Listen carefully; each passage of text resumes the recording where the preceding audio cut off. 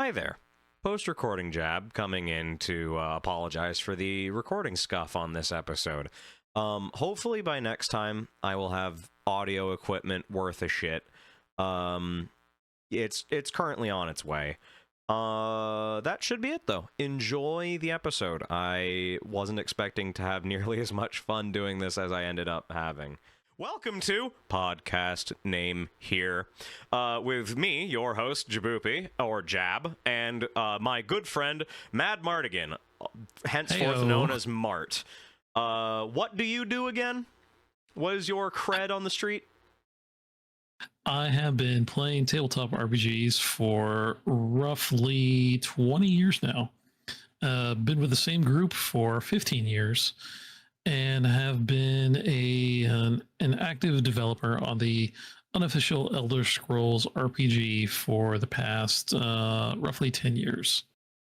And I am Jab, also known as Jaboopy, on whatever platforms you might find me skulking about on.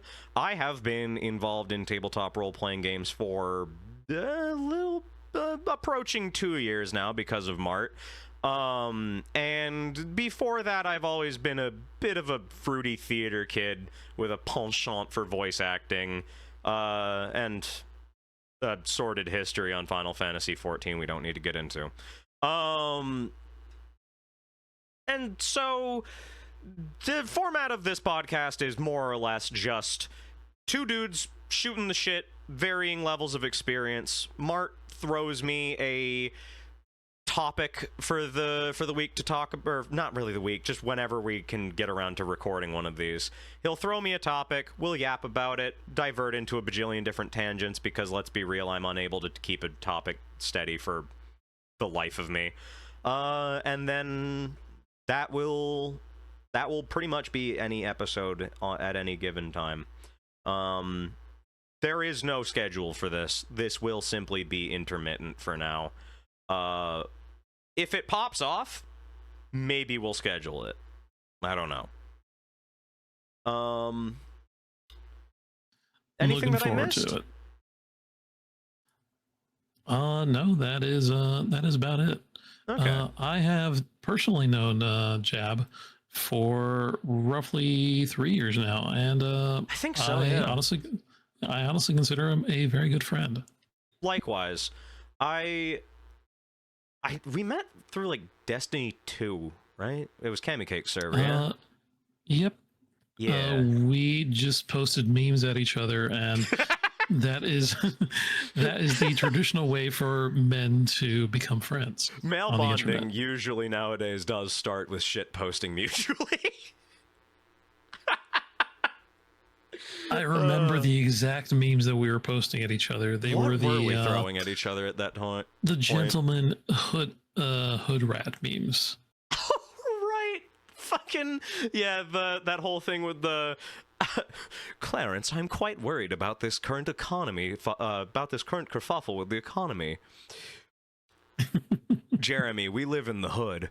Splendid.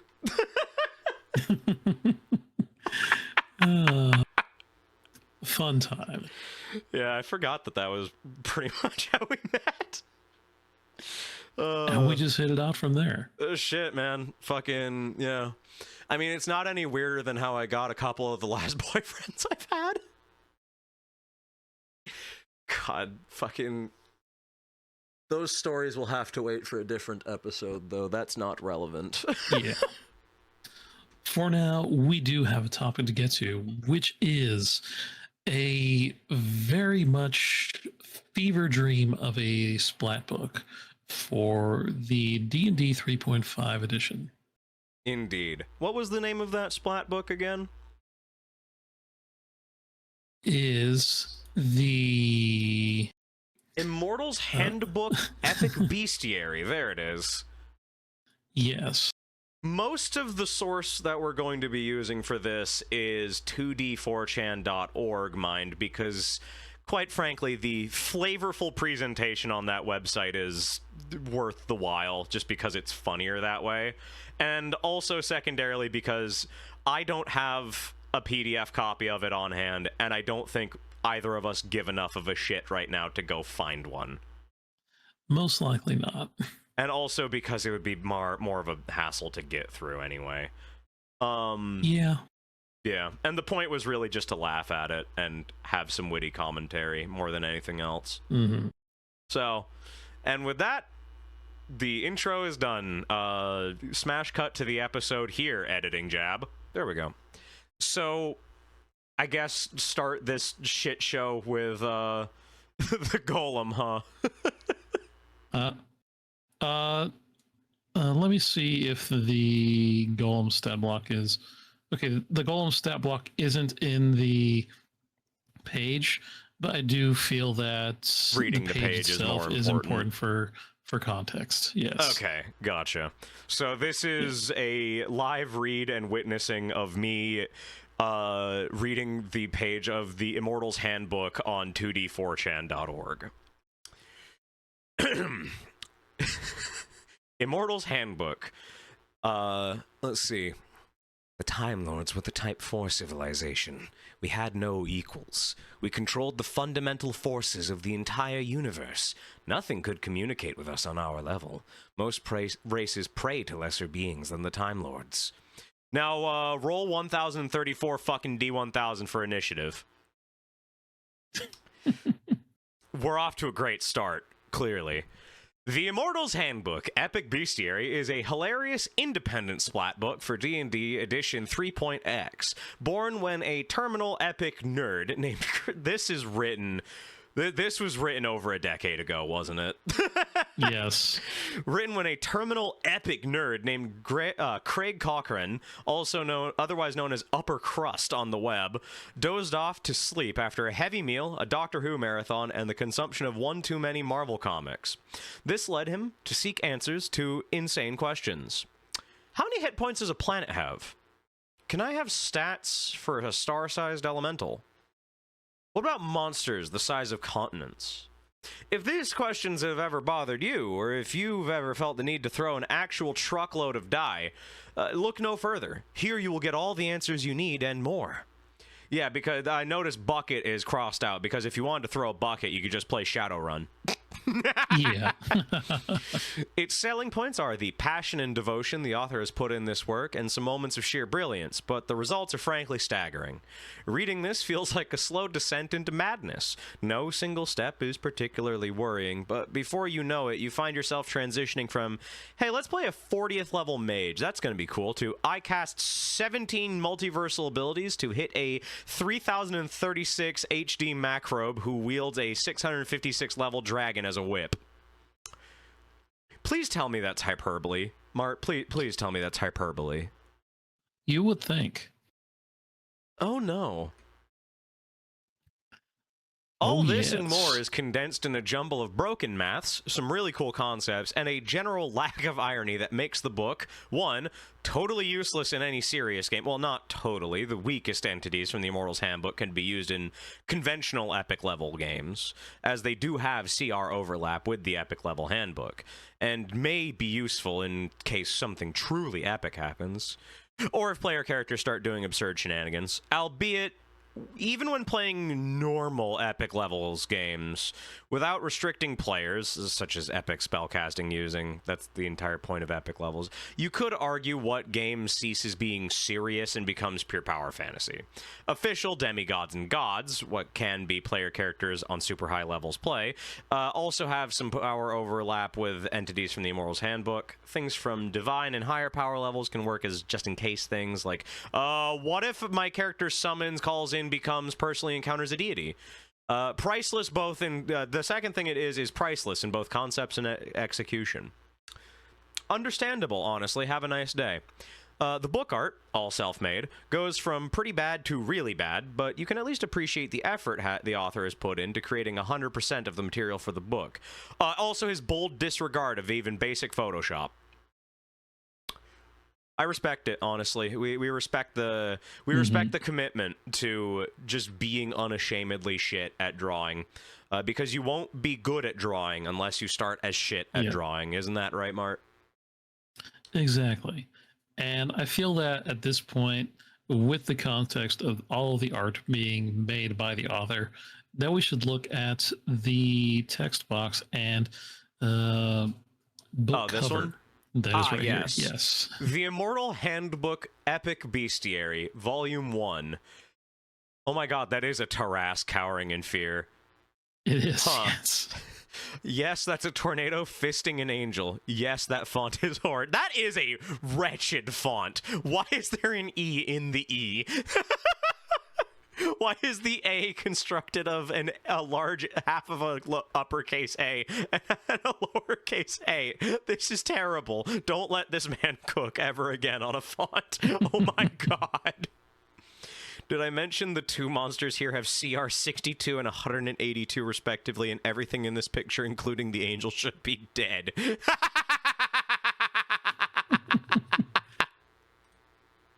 That's and fantastic. it only gets better from there. This book is fantastic. I love it already. Yeah, this font is basically the unholy love child of some fucked up Arial and Papyrus. Yeah, and also slamming characters together within the resulting font to make other characters that resemble a letter. Yeah. The expanded universe detailed in this book and the Immortal's Handbook Ascension shows a strange fascination for classical mythology, hence places and concepts like Yitzhira, Malachim, or Akasha, mixed with Doctor Who with literal Time Lords, and cosmic-level Marvel entities. Old H.P. Lovecraft is thrown in for good measure, and so does the classical D&D cosmography with places like Limbo and the Abyss that also all get new inhabitants. Awesome. To put it gently, it's a clusterfuck that reads like someone put a tome of mythology in a nerd comic book stash in a blender. That's fantastic. New feats. In a moment of drunken magnificence, our author sat on his couch with a staggering amount of mangas and said to himself, "Holy shit, that's awesome! Dual-wielding swords to kill titans while flying, how can I top that?" And lo, three-weapon fighting was born. That's just Sanji from One Piece. No, not Sanji. Zoro from One Piece. No, this is not just Zoro from One Piece. What do you mean it's not Oh, God, really? Keep reading. This technique is basically using two swords to fight while you constantly juggle a third. Yes, it's as goofy as it sounds, because if cool kids can dual wield weapons to gain double cool points, imagine how cool it would be to wield 3 at once. In the manual, there's a 117th level albino vampire that fights with 6 major artifact swords simultaneously, because if you're gonna go over the top, you'd better do it right. In the eternal words of Gilgamesh, and now it is time to fight like ladies, or like men, and ladies who dress like men. For Gilgamesh, it's been beginning time. The metamagic system gets a reworking via 2 new feats. Metamagic Freedom, which allows you to stack metamagic feats on top of the others without limits, allowing you to cast a 10 times empowered fireball if you so desire. Horrifying. And automatic metamagic capacity, which gives you 1 free level of metamagic per round that you can add to any spell you cast. On first sight, they look like game-wrecking buffs for spellcasters that at epic levels hardly need any, but when applied to the horrifically high-level monsters of the book, they work. But if you're grinding levels one after the other, you'll notice that they are massive feat sinks with no major effects. Oof. Yeah. And just let that sink in. These effects, these metamagic effects, which under normal circumstances would be essentially game breaking and like world bending, in the context of this book are just meh. Yeah. So we're on a power scale that borders on end of story wushu fiction. Got it. Yes. The size rules for D&D had their limitations, because the original game designers thought that facing monsters the size of great worm red dragons would be sufficient for anybody. Woe unto them. Indeed.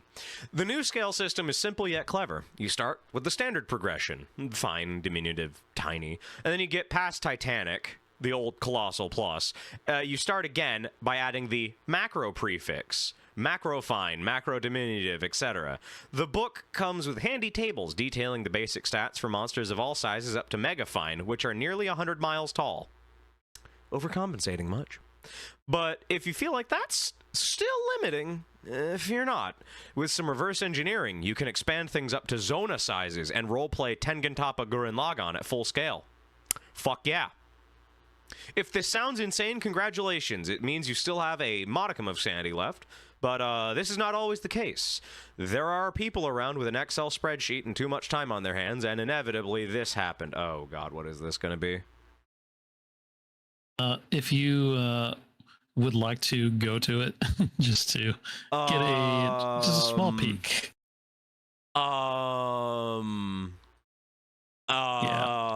Elaborate for the kind people at home, please. I have this being recorded on screen. They can see it.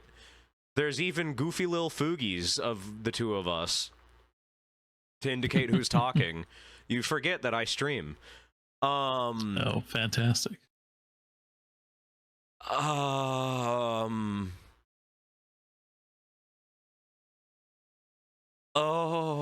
no. That's so many zeros. It is. And it's so many Scrabble points in that name. Wait, what is the name? That is a lot of Scrabble points actually. How many Scrabble points would that be if you put it down? Do me a favor and do the math on that real quick. What's the base Scrabble points on that one? I think all of them. Yeah.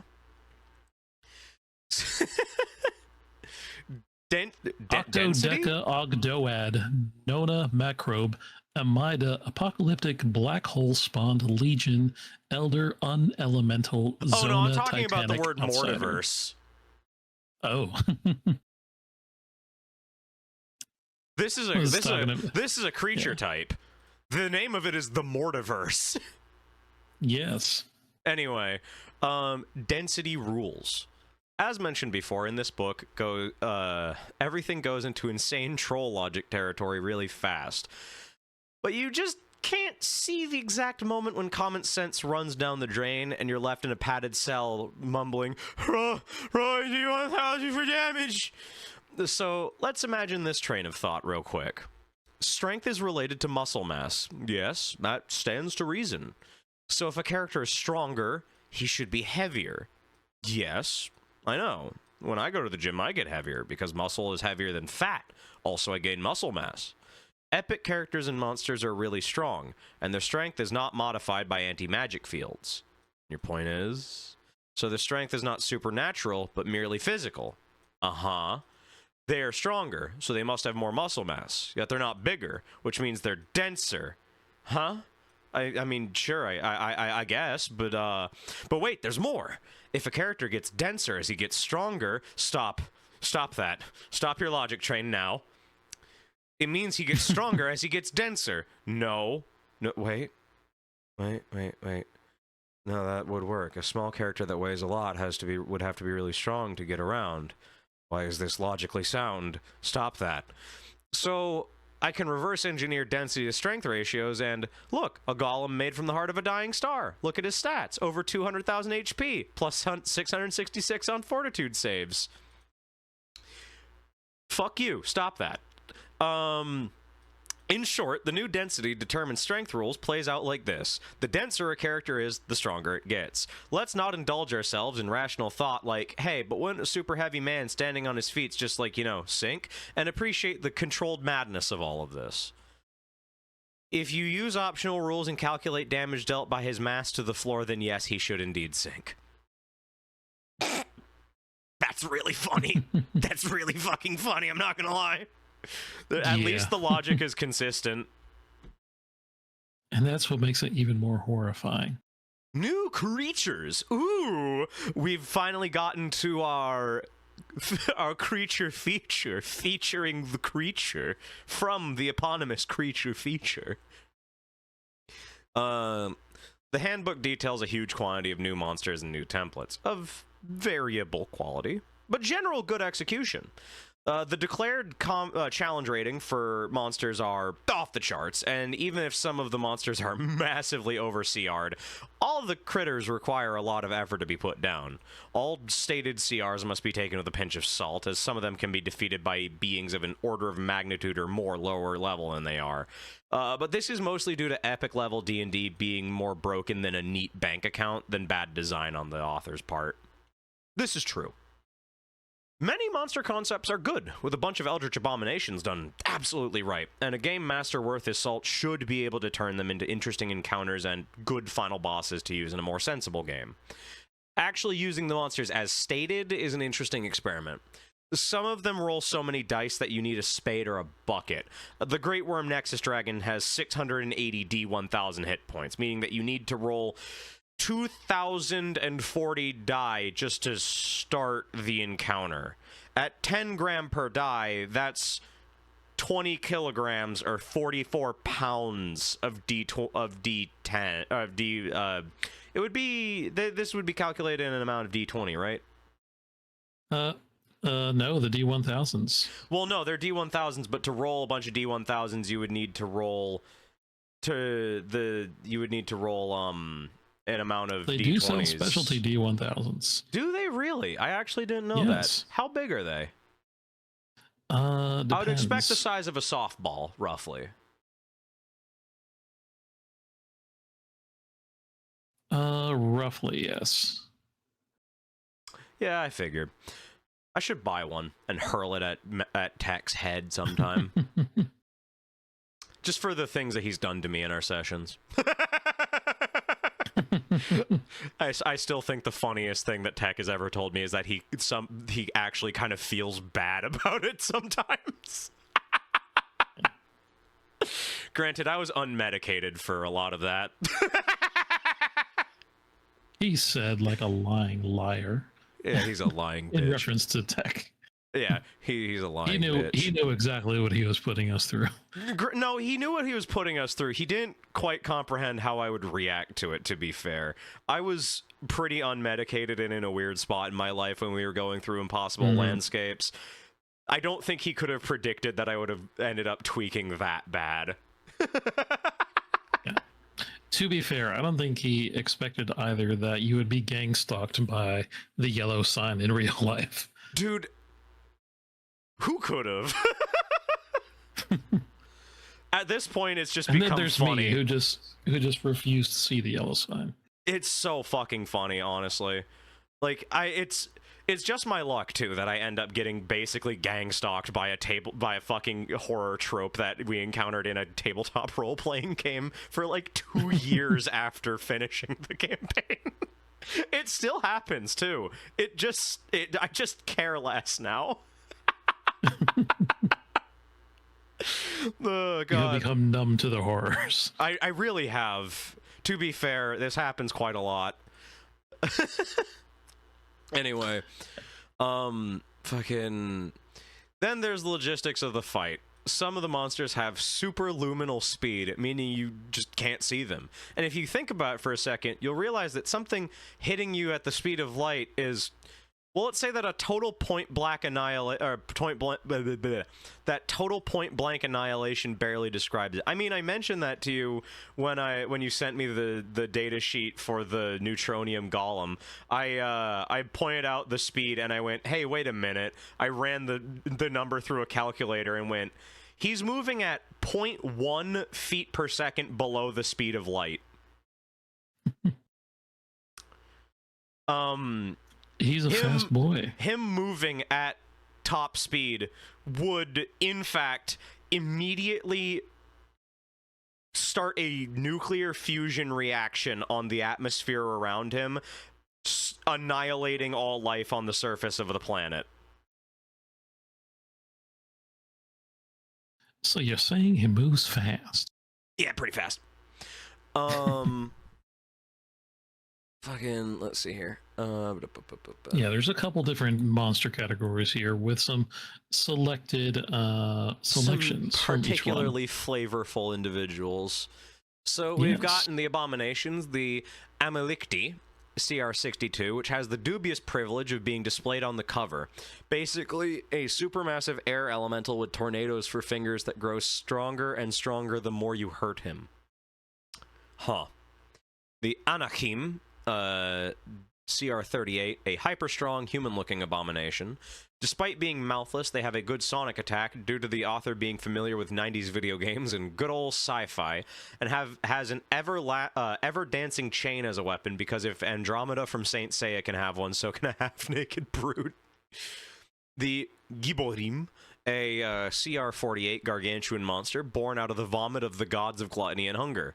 While not huge, it's a lot bigger on the inside, and its innards are a nightmare of flesh and putrid acids that function as a separate demi-plane, notable for having its own random encounter table. Huh. Yeah.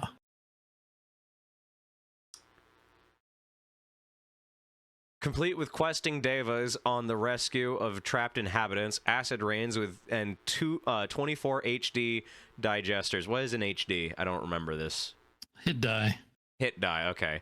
While the concept is brilliant, a monster looking like an obese man with an elephant head and having 2 stumpy chicken wing arms is not exactly scary. The name is taken from biblical mythology. So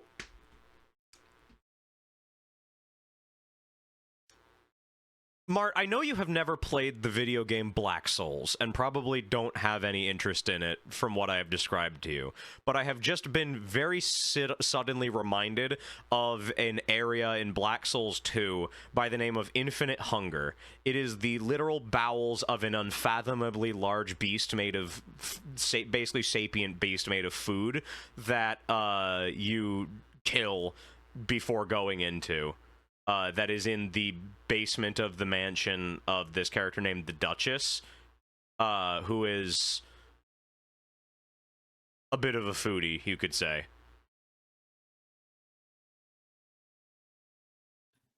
Sounds very similar to this. Yeah. Except it's made of food instead of being full of gross stomach acid and such. And being made of god vomit. I feel a desire to show you the art of the Gibberim. Go on. I sent it to you.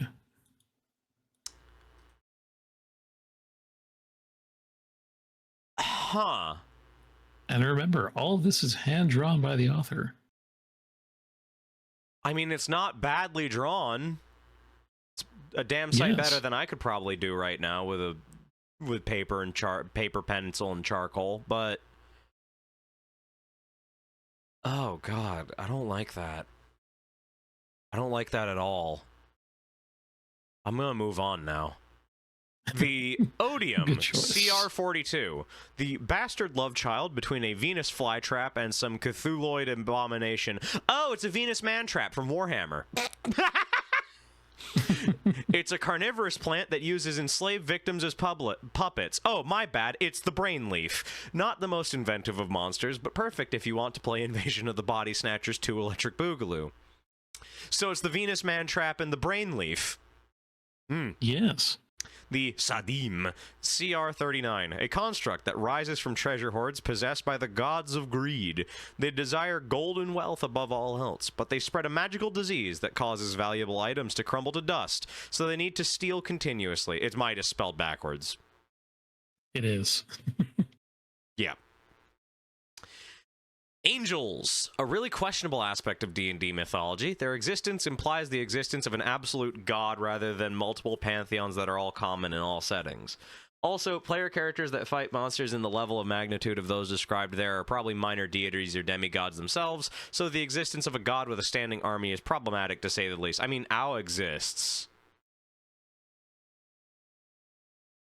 There is an over-god in D&D mythos. That is established. I think that would have been established by 3.5e, correct? Or was that more of a 5th edition thing? It was more of a 5th edition thing. Prior to that, it was more of an open-ended question. Oh, okay, so like an implication more than anything. Yes. Gotcha. All this is obviously totally unanswered, and all the explanations you get are a nice chart with precise numbers for all types of angels, an omnipotent and omniscient god, infinite Time Lords, yes, like the Doctor from Doctor Who, and some mystical mumbo-jumbo. Lovely. We got the cherubim. Yeah. You all know cherubims, right? Oh, this is CR 136, by the way. Plump kids flying around with bows that make you fall in love. Well, forget about it. This cherubim is a huge lamassu that left the Chaos Dwarves when Warhammer Fantasy forgot about them.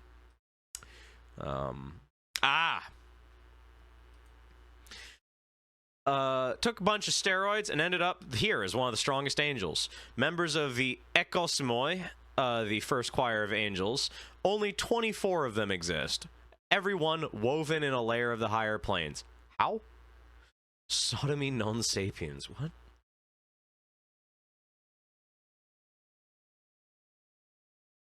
Yeah. Gotcha. So don't expect them to just wander around. The fucking linking to that is using that phrase on this website is insane, by the way. Like, wow. As much as I love the writing of this website because I find it charming because spiritually I'm 25 years older than I actually am, sometimes I have to marvel at the particular flavor of autism on display here and just go, wow, I'm glad people don't write like this online anymore to an extent. Yeah, it does get tiring after a while. It's a bit grating at times, depending on execution. So don't expect them to just wander around. Their roar alone causes enough damage to one-shot great worms and keeps echoing until someone stops it via miracle or wish, and they give off constant prismatic spray in addition to being constantly on fire. Huh. Ah yes, the Elohim. The classic battle angel in shining armor carrying a huge sword to smite sinners that fundamentalists jack off to. The person who wrote this, I can't tell if they're an atheist, Catholic, really, really deeply Protestant, or just really cringe. I would say all the above. Well, they're definitely American. Yes. Each one of them commands an army the approximate size of the entire military of a mid-sized nation. One question remains. Why would you name an angel God? Because at this order of magnitude, he could qualify as a demigod or minor deity. Though the name is still strange. I'm not reading this. This is some nerd shit. Kiriotates, CR92. Basically battle popes that carry a tiara and a cross. They're dressed up in a white robe. Or they're called a triple crown, a double rod, and the robes of the Septemnary. Got it. Each of the 7 of them is the governor of an upper plane, which just makes no sense. Imagine the Vikings of Eastgard or the beasts of the Beastlands bowing down to a pope. Yeah. The Malachim, an assassin angel that puts the fun back into fundamentalist. Ophanim, CR130. Rulers, the second choir of angels. Only one of them now exists, even if in the past they were hundreds. For no reason whatsoever, they have a ray attack that...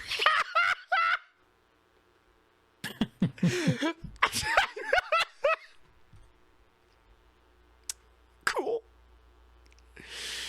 The CR-182 Seraphim. The castrato beam, if you will. One of the 2 monsters in the book's cover, and by far the strongest. Divine super soldiers, officers, an angel with 4 heads and 12 wings. They can convert you to good by simple touch, because fuck you, free will, and generally kick an incredible amount of ass. Somehow, they obey the far weaker Ophanims and have the cosmic string ability that states they can't be killed by adversaries weaker than them. They are also the angels of love, and their love will make you explode unless you have at least 88 hit dice. Don't think about this too hard. powerful opponents derive from a boring concept, but one of the adventure ideas given for this monster is really nice. An artifact that can rotate the axis of the outer planes, changing the alignment of their inhabitants accordingly. Why such an object was ever made is not stated, but we can imagine a trickster overgod planning a trolling of multiversal proportions, and it could make the basis for a really good Doctor Who episode. I don't disagree. That would be a pretty good Doctor Who episode. Ahem. Things.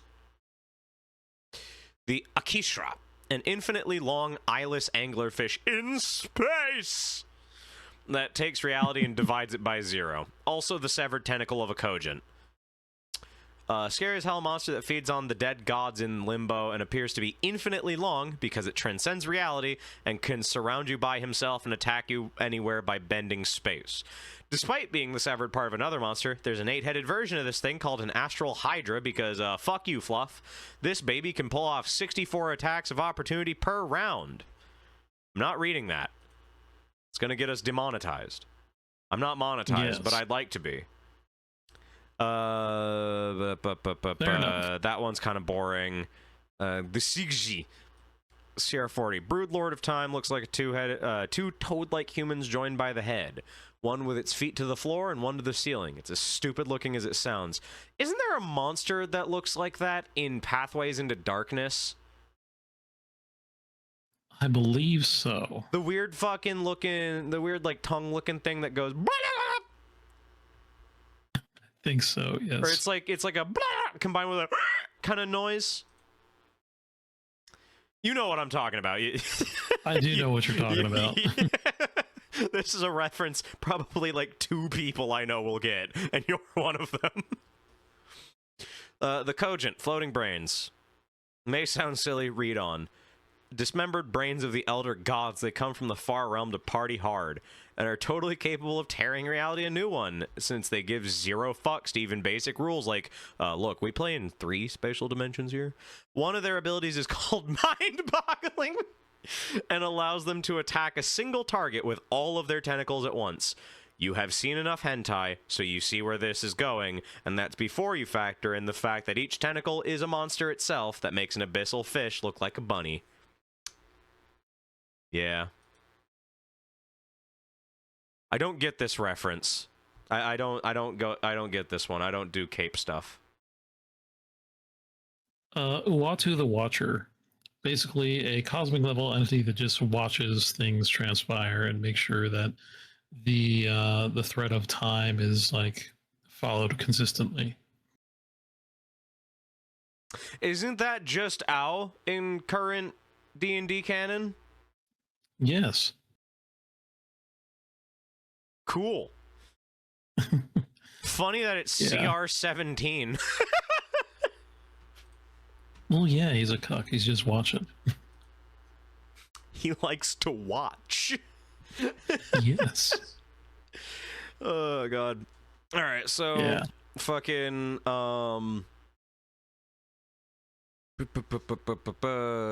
demons, and devils. Evil spirits from lower form the lower planes, complete with hierarchy and precise numbers. Yada yada yada yada yada yada yada yada. Blah blah blah blah blah blah blah blah blah. Blah blah blah blah. Demons are neutral evil and daemons are neutral evil and should represent the Yugoloths. Demons are chaotic evil and take the place of Tanari, while the devils are the legal evil Batezu. I see. Anyway, cicatrix. Hey, I know that word.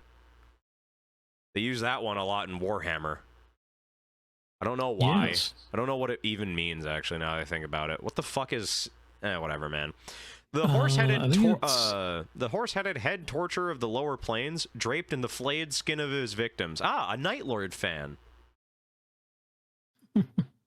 Yes. So it's supposed to cause fear and generally be horrible and scary until you realize that it's a horse wearing a robe.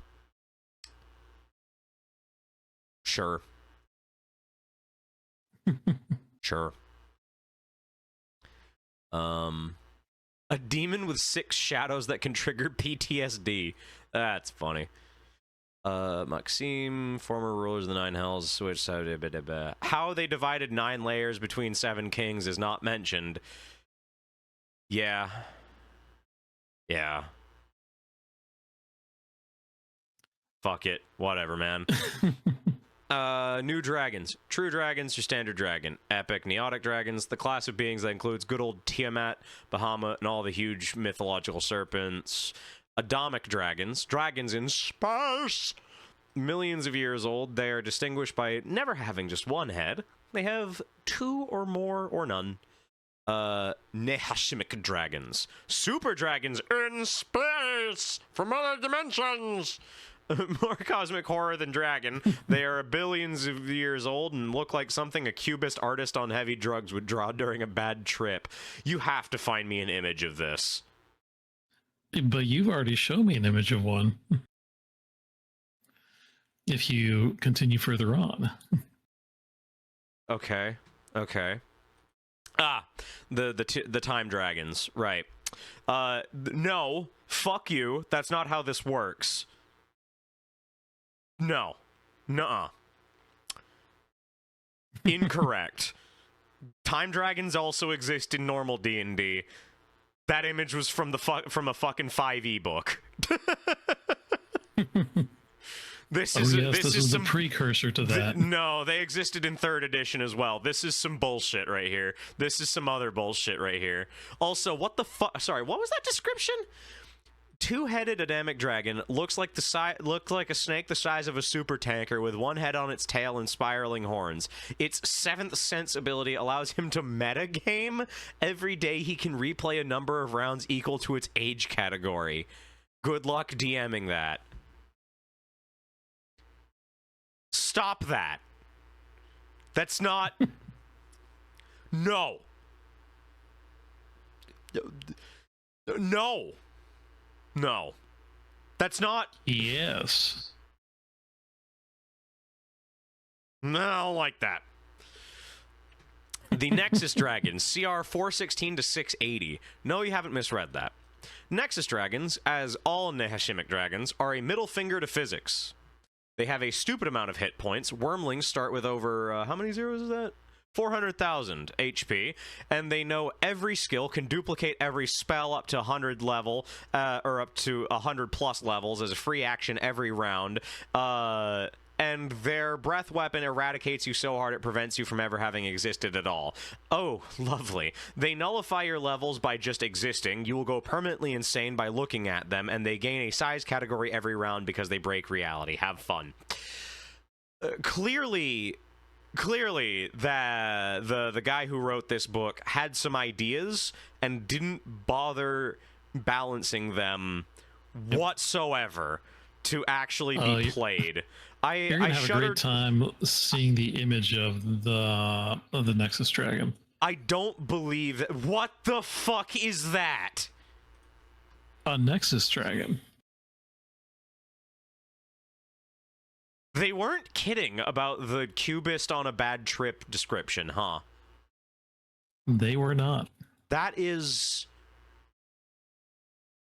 Yeah, I can absolutely imagine a guy who draws cubism art taking acid and hallucinating that in the blackness of his room.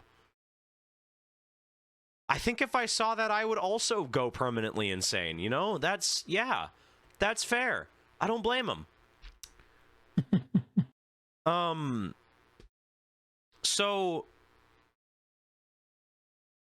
the only thing I really have to say about this is that it is very clear that a lot of monsters in this book probably weren't intended to actually be fought. And if they were, I question the sanity of this book's creator.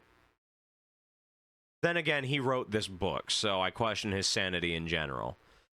Fair enough. Platinum Dragons, reasonable CR 29 to 95. Said without a hint of irony in context. A dragon paladin which looks like a unicorn. Lovely.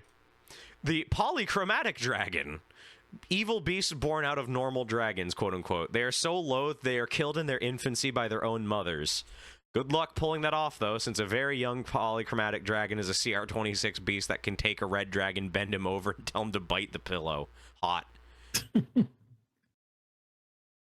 I mean, what? I didn't say that. Anyway, timber dragons. A dragon druid that resembles a tree so much it can't fly in winter due to having lost all its foliage. Oh, God. That's really funny. It's also kind of sad. That is kind of sad, yeah. Titanium dragons, epic dragons that scale with scales that look like armor, likes to fight, really not interesting. Yeah, fair enough. The void dragon. Those also exist in normal D&D, don't they? I believe so, yes, but not like this. A headless dragon made of night, hate, and void that causes permanent damage and erases non-magical matter with their bare claws. They have the abrogation supernatural ability that allows them to negate the benefit of the enemy's strongest ability. What it is or how to determine which to negate is not specified, so expect much trolling if you ever play against one of these. Interesting monster, good execution. The overall effect is somewhat spoiled when you read the adventure idea. An immortal adventurer returns claiming to have encountered a demi-plane where missing heads sprout like trees, and try to make a mental image of that. Huh. Yeah. So anyway, elementals. The quintessence elemental. As the name implies, it's an elemental made out of quintessence, which is what makes gods divine, and apparently you can just rip the divinity out of a god and have it walk around as an autonomous entity. You are even given a spell called God Scissors to separate a god from its godhood. They look like Zeus on fire.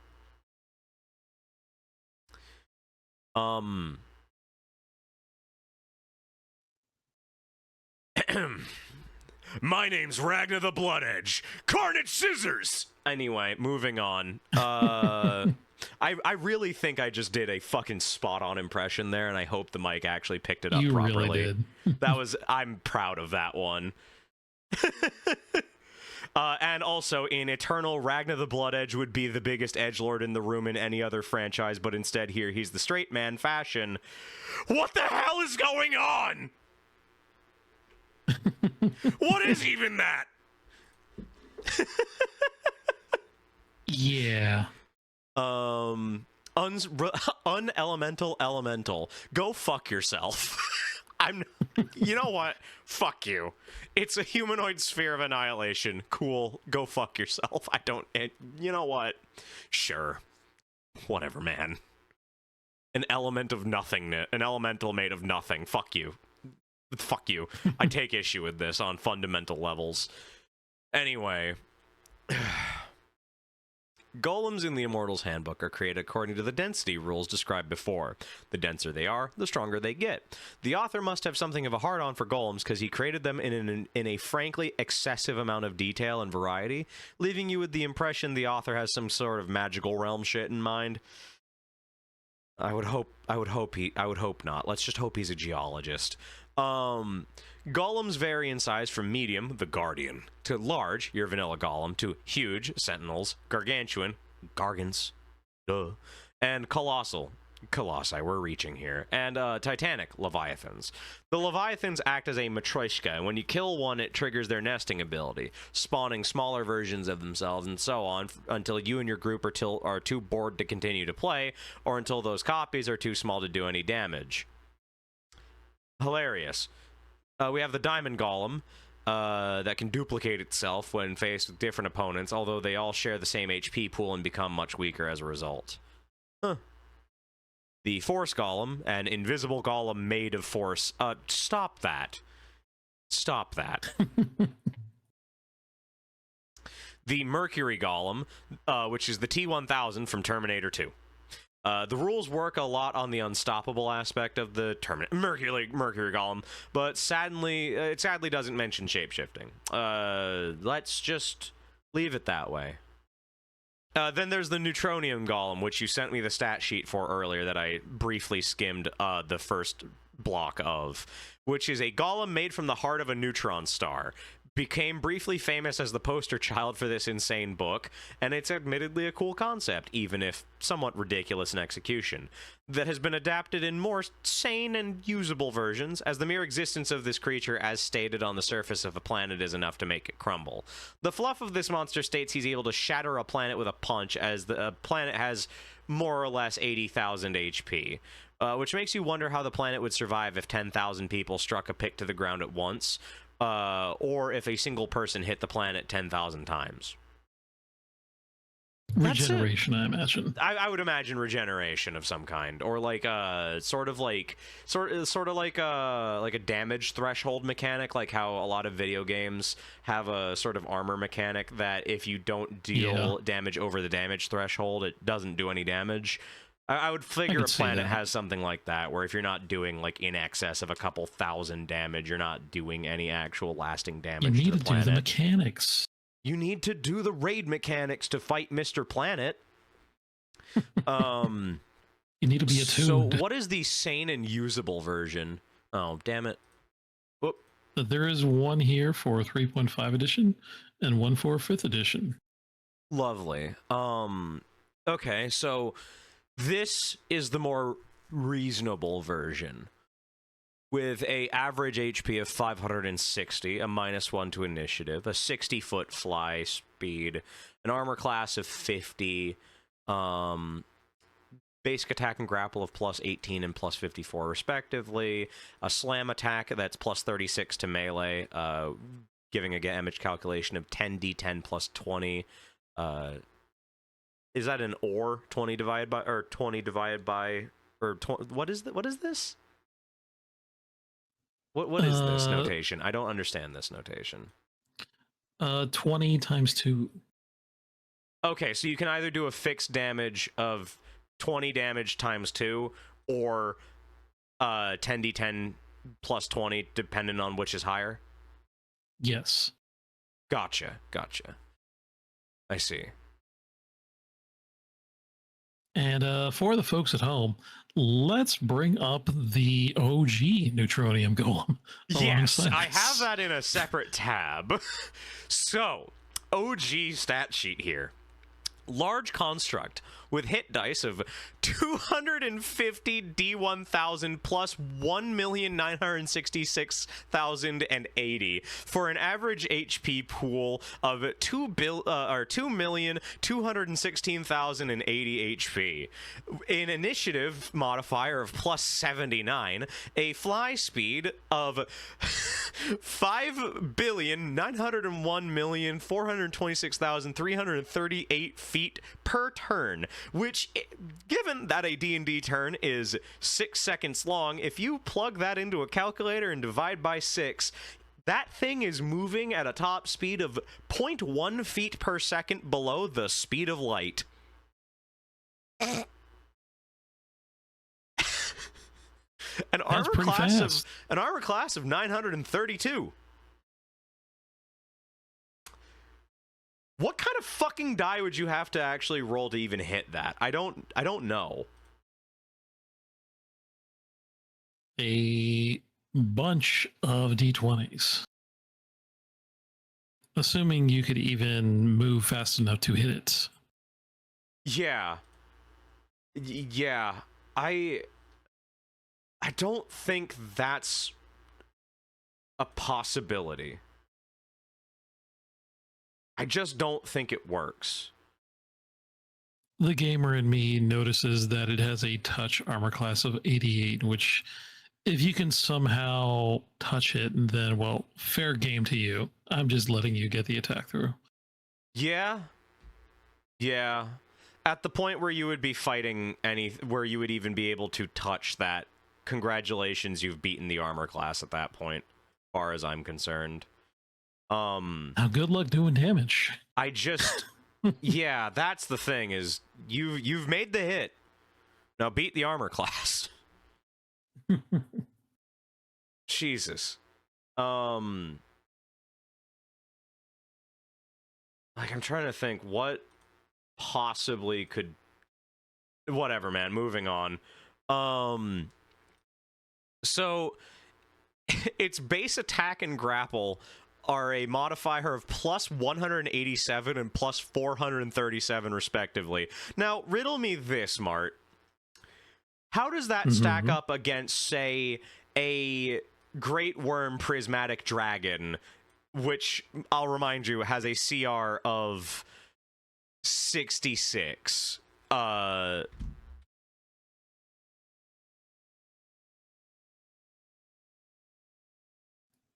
It's not looking good for the Prismatic Dragon. Pulling from fucking, mind you, this is a 5e thing, so this isn't necessarily immediately like transferable. You'd have to do some adjustments, but I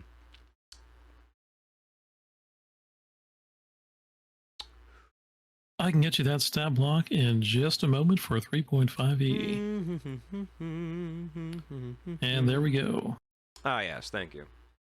Much appreciated. Yeah. Let's see here. Ah, yes. The base attack and grapple of the CR66 Great Worm Prismatic Dragon is plus 78 and plus 125, respectively, on attack and grapple. As opposed to this fucking thing. Also, I'm not 100% certain, but is a Great Worm Prismatic Dragon is, I believe, the highest challenge rating in any officially released like canon 3.5e material, correct? It's like 66 or something, I believe. The highest officially released that can be scaled up to that. I don't recall if there have been any official releases that actually had one featured, but the scaling rules are there, and it is possible to scale it up to the Great Worm Prismatic Dragon. Yeah. What is, off the top of your head, what is the largest prismatic dragon that has been shown in official release content? Tiamat, from what I remember. Oh yeah, right. I forgot Tiamat's a prismatic dragon, huh? Yes. Right. Tiamat's a god, though, so that's like a modifier on top of that, right? Yeah, I could see that. But she is also the highest level of chromatic dragon that is, well, in pretty much every edition of D&D. No, not chromatic, prismatic. Oh, yeah. This is a different thing. These are the weird ones that are made of, that are like they're light or whatever, and they like eat light and shit. Right. Prismatic dragons are fucking weird. I don't even think they exist in current D&D canon, technically. The wiki says was.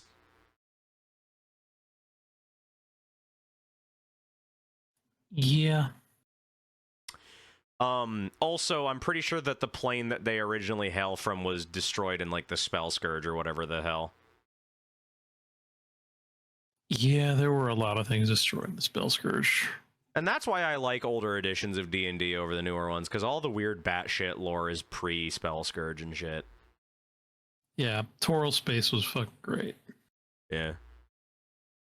I think when Ed Greenwood was still writing was when D&D was at its best, because it was freaky and weird and had some crazy batshit things in it.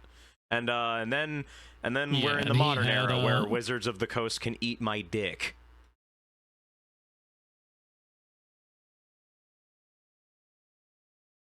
What'd you say? Yeah, it is a shame. Yeah. But I was saying that while the stats themselves are absurd, the abilities of the Neutronium Golem are somehow even more absurd. Yeah. If you go down to say combat. Let's move down to here for a second, because just brushing over the rest of this beginning stat block. Stupidly high numbers on the attack for like slam, full attack, yada yada. He can do 2 slams and yada yada yada yada. Yeah. He takes up a space of 10 feet by 10 feet, or takes up a 10-foot square and has a reach of 10 feet. He has the special attacks Gravitic Aura, Heat Aura, Pulsed X-Ray, and Starquake, whatever the fuck those are. And these funny little special qualities, I don't even know what any of these are other than like Dark Vision. Don't worry, they'll be explained further down. Yeah, he has a plus 163 Fortitude saving throw. Fucking whatever. What is ref? I don't even know what that one is. Reflex. Okay. Plus 162 reflex and plus 163 willpower. He has a strength score of 502, giving him a plus 246 modifier on his strength, a dexterity of 9, completely nulled constitution and intelligence stat, an 11 wisdom score, and a charisma score of 1. He is a native to the environment of outer space, because of course. And I just, yeah, sure, whatever, man. And he has a challenge rate of 9,721. Oh, God. He doesn't carry any treasure. He's always neutral. And yeah, sure, fuck it, whatever, man. Yeah, those advancement rolls. That is if you want to advance this further. Fuck it. Anyway, neutronium golems are immensely powerful constructs fashioned from the super dense material of a neutron star, sometimes known as Death Stars. Nerd.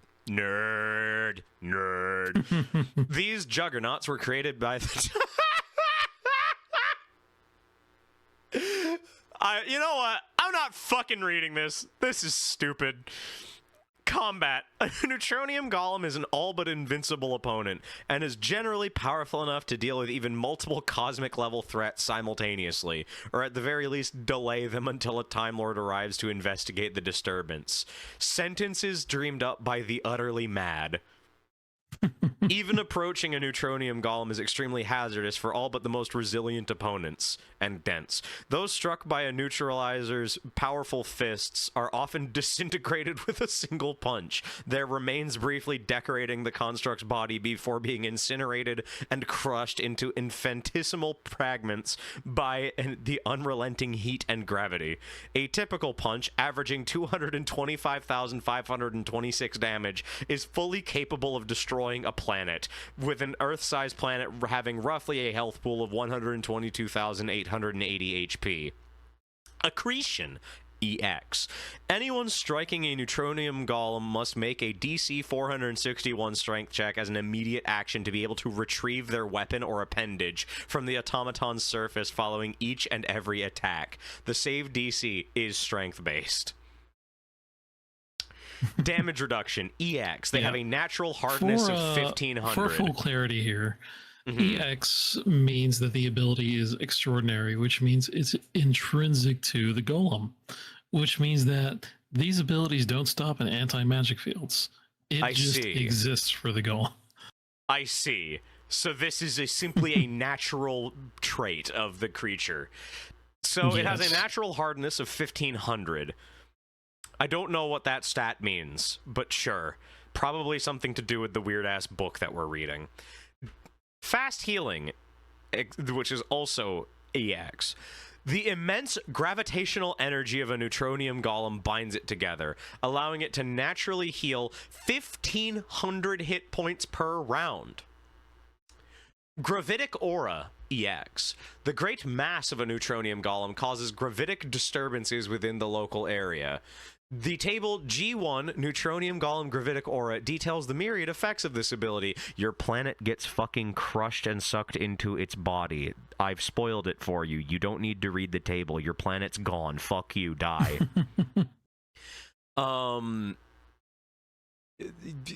Yeah. No, fuck you. Your planet's dead.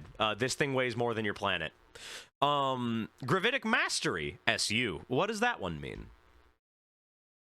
Supernatural. Okay, so that would be nullified by magic fields. It's been a while since I've dealt with this abilities, but I believe it would, yes. A neutronium golem is not subject to gravity, including its own. It can control the ebb and flow of its own gravity, giving it a plus 80 elemental mastery bonus to its armor, attack rolls, checks, ability checks, difficulty class for any special abilities, initiative, and saving throws. How lovely. A Keep in mind aura, that which is also an inherent here. Go on, what's up? Keep in mind that gravitic mastery is the only thing keeping the golem from basically just sinking through the core of the earth like a tungsten kinetic kill weapon. I mean, So yeah, if realistically, it's the only thing stopping it from collapsing into a singularity and eating all of the planets around it. Further point, that ability is neutralized by anti-magic fields. So if some Oh no! if some chucklehead thinks that they can defeat the golem by putting it in an anti-magic field, fun things start happening. Oh! Fuck! So anyway, Yes. it also has a heat aura. The local area surrounding the golem burns with the fury of 1,000 suns. So the fire damage experienced at different ranges is shown on this table. Anything within 600 miles of it is taking 1d1000 damage. It's divine fire damage, by the way. I forgot to mention that. Not just normal fire, divine fire. Which I'm sure is a different damage type. Anything within 200 miles is 2d1000, within 60 is 15, and if you're within a 20-mile radius, you are getting hit with 62 d1000 divine fire damage every fucking turn.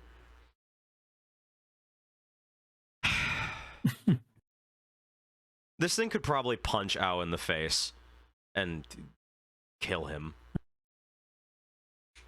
Jamie, cue up the One Punch Man sound effect. I'll edit that in when I post this.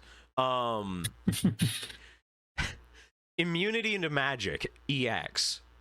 A neutronium golem is immune to any spell or spell-like ability that allows spell resistance. Magnetar. It just says no. Once a neutronium golem has identified a target for termination, the two beings are inextricably linked, and the neutronium golem can follow the target anywhere. Treat this as an infinite range spell stowaway attuned to any magical methods of movement. I mean, it moves at fucking light speed, or just under the speed of light, so yeah, you're not running away from this. Pulsed X-ray. This one can be neutralized. A neutronium golem can emit a pulsed X-ray each round as a free action. This wave targets everything within a 1,000-mile spread centered on the golem. Those within the area of effect immediately suffer 125 d1000 fire damage for an average of 62,562 damage with no save. Because it's radiation. Starquake, EX. The death throes of a neutronium golem result in a cosmic conflagration, much akin to a miniature supernova. Table G3, neutronium golem death throes. It details the amount of damage. Blast damage should be treated as bludgeoning damage. The effect is roughly equivalent to 150 petatons of D&D. The save DC is constitution-based.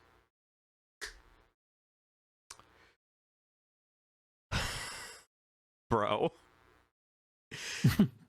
Anything within 140 miles is hit with a DC 215 disintegration save. 1,400 D6 fireball damage, 2,000 D6 blast damage, and 200 radiation, which is ability damage to strength, dexterity, and constitution. You get Sarah Connored. Yeah. Oh, is that the one gif of the lady at the chain link fence getting fucking vaporized by a nuke? Yep. I've never watched Terminator. Fun We should do series. that. We should do that for a. We should watch the first two Terminator movies for a tabletop group movie night or whatever.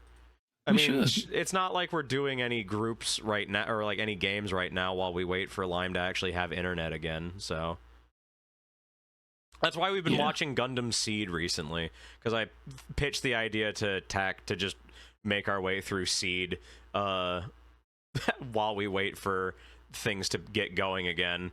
Fair enough. It has been very fun. That show is abysmal dog shit in the funniest of ways. Yeah. We're doing it again tomorrow. We got through 4 episodes last time. There's 50 episodes. I don't know if I can do it again. Again implies some things. I think it's really funny that you and Tech both gave me sober words of warning. Impsit also was like, are you sure you want to do that? And fucking Lime just sent me the phone number for the suicide hotline. Stop. Get some help. He just sent me the number for the fucking suicide help hotline and said, there are better alternatives to doing this to yourself. Oh, God. Anyway, superluminal. It travels at the speed of light. This gives it a movement speed of 5,621,108,587 feet, the equivalent of the speed of light. Yeah. Unearthly construction. It is fashioned by lords and other similar, or time lords and other similarly powerful beings. These cosmic automatons use D1000s for hit dice and have maximum hit points per hit die. Yeah. Fucking. Apparently, you could theoretically make one of these. A neutronium golem's body is created from the heart of a neutron star. Conjuring the body requires a successful DC 9,721 spellcraft check. So, CL 9,721st, craft construct, disintegrate fireball. Yes, quest, poison, reverse gravity, wish. Caster must be at least 9,721st level, and it costs 1.939 billion gold pieces. I mean, at that point, are you really counting your gold pieces? No, absolutely not. You could buy the solar system with that many GP. It's just a formality at that point. Adventure ideas. Mid-cosmic. A neutronium golem has been destroyed in proximity to a planet by some unseen power, but its death throes have blasted and burnt half the world. Those creatures that have somehow survived have become mutated into paragon, pseudo-natural cogents, and worse from the radiation, and the borders between the two sides of the planet have become a dangerous battleground. High Cosmic. Azathoth, an insane and dreadfully powerful old one from the far realm, has somehow been able to possess a neutronium golem, and has decided to have the neutralizer destroy all deities of the universe. High Cosmic. An army of neutronium golems have warped into space in a desperate effort to salvage your universe from annihilation at the hands of a great host of umbrals led by the entropic first one, Thomas himself. This sourcebook is simultaneously abysmal dog shit and absolute peak fiction at the same time, and I honestly commend the author for it. Fantastic. Just imagine needing an army of these things. No, I refuse. Just on principle, I refuse. Gurren Lagann is about the limit of where I can take a piece of fiction. Like there's a level of power fantasy where, for me to actually get invested in it and give a fuck, you have to have some fucking stellar writing, and the limit is Gurren Lagann. I love Gurren Lagann. That shit's peak, but also the writing is really good. You have to really make me give a shit to actually suspend my disbelief that hard. When you are in a mech the size of, like, bigger than the known universe, throwing planets around like fucking beach balls to fight another entity as big as the universe, and you are basically the living embodiment of the concept of hope and ambition, fighting the living concept of entropy, chaos, and apathy. Like, I'm sorry, that is peak fiction, but also you're gonna have to really, really carry that power scaling with some damn good writing. I will say as well that the art for the neutronium golem is honestly kind of cute. Because he looks really chubby. The ball. Oh, it's not just a ball. That's flame aura around him. If you look inside the ball, you can see he's a chunky boy. It's just that's actually wonderful. I love that. That's funny. He's kind of just a dude. He's a chunky boy. He's just like, hi. He's even waving. He's like, hi. I'm then gonna you blast blow your up the face planet off. now. Biden blast. Stop, evildoer. Biden blast. Fucking. That's fantastic. I'm so here You for have that, been honestly. saved. Do not resist. Your world is being saved. Please do not resist.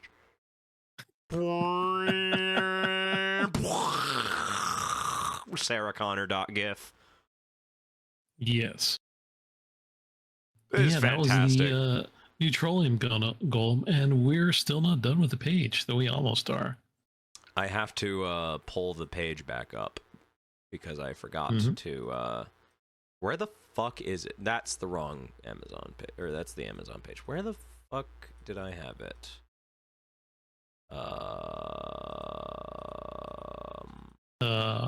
I'll send There you it the is. link again. Found it. Yeah. Here it is. That is the most standout thing in this book, though, correct? In some ways, yes. I see. Also, so Because anyway, we still have templates to go through. indeed, the Aka-Lich, a lich with all the lichness turned up to 11, so he's able to lich like no one has ever liched before. Yeah. As you can become an Aka-Lich only after having existed as a demi-lich for longer than written history, your bones have long been eroded by time, and just the soul remains. They can fly around faster than a jet, because why not, and use the high-level souls he has captured to respawn themselves, or deal a couple hundred HP of damage with no saved allowed. I see. I'm skipping over this one because I see the word Mary Sue there, and I'll get back to that.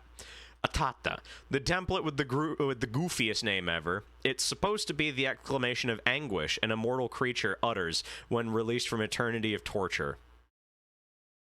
What?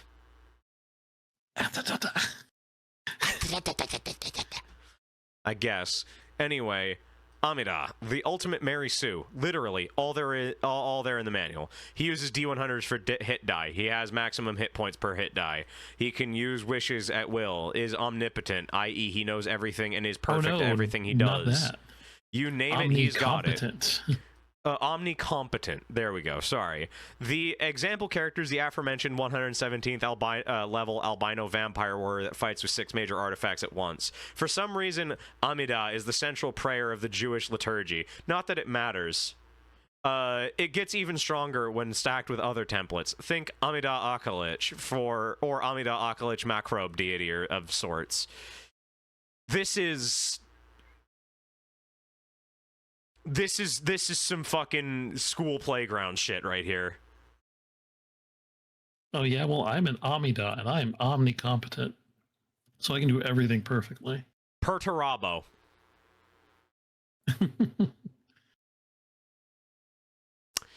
Yes. Perturabo is this character template.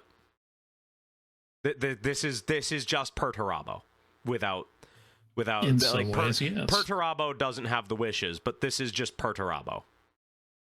And just like Perturabo, I'm going to make the guess that every one of these characters was written or characterized as, or written by or characterized as a man-child.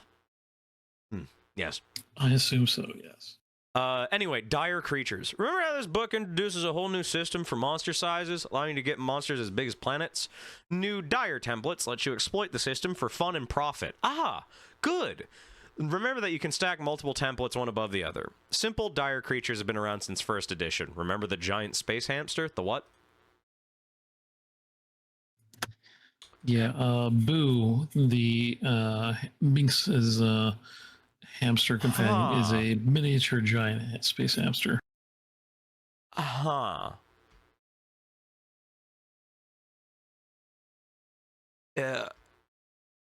More of an inside joke. Sure, fuck it. I don't know anything about Spelljammer. That's like Space D&D or whatever, right? Yes. I see. Behemoths are creatures increased by 2 size categories. Still nothing offensive. Terratoids gets 3 size categories larger. Brobdingnagian. Brobdingnagian. Say that 10 times fast. I feel like if I did, I would accidentally say the N-word and get canceled. Makes a creature 4 size categories larger. Make a Tarrasque, make it Terratoid, and then add this template, and you get Lavos from Chrono Trigger. That's fantastic, actually. I like that. Yeah. Chrono Trigger jump scare. Macrobe, a creature with 10 size categories added. It seems harmless, but if you take an unsuspecting turtle and make it double macrobe, you get Atuin, the star turtle from Discworld, and if it has stats, you can kill it. And that's about the end of the page. That's lovely. I like that. Huh. Back when Wizards of the Coast weren't being such control freaks, and the system was allowed to have these sorts of splat books published before they screwed everything over with their release of the new licensing system. It really killed the Wild West of splat books like this when the new licensing system came through, because they pretty much locked down everything that was in the system reference documents. So you couldn't really publish anything profitably unless you were a pre-existing company, and it's just a sad state of affairs that we are unlikely to ever see a wealth of just strange and unique splat books like this Immortal's Handbook ever again in a modern D&D. And really, that's the big shame of like all tabletop role-playing games that get passed through multiple hands and multiple IP redirects over the years and end up getting set down in the hands of a large company like Hasbro. Unfortunately, Wizards of the Coast is a company owned by Hasbro nowadays, and, well, Hasbro aren't exactly known for being anything other than pretty creatively bankrupt and borderline predatory on the stranglehold they keep over their IPs.